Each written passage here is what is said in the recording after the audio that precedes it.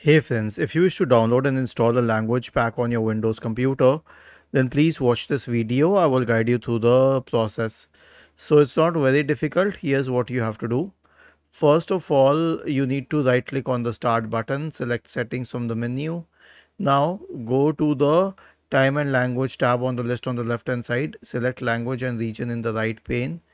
Click on add a language and then select that language. Okay, I'll add a different version of English.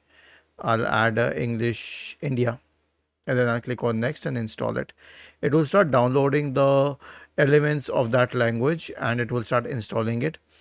All versions of English do not have the same elements, and so is the case with other languages. For example, Arabic Algeria, you can only use it for basic typing, but English United States and English India and other versions of English can be used for a lot of other uh, options as well. For example, for basic typing, handwriting, text to speech, narrator, natural voice, basic speech recognition, enhanced speech recognition. Okay, so this is the case. Was this helpful? If yes, then please subscribe to the channel. If not, then let us know in the comment section of the video on how we could help you further. Thank you for watching this video and have a nice day.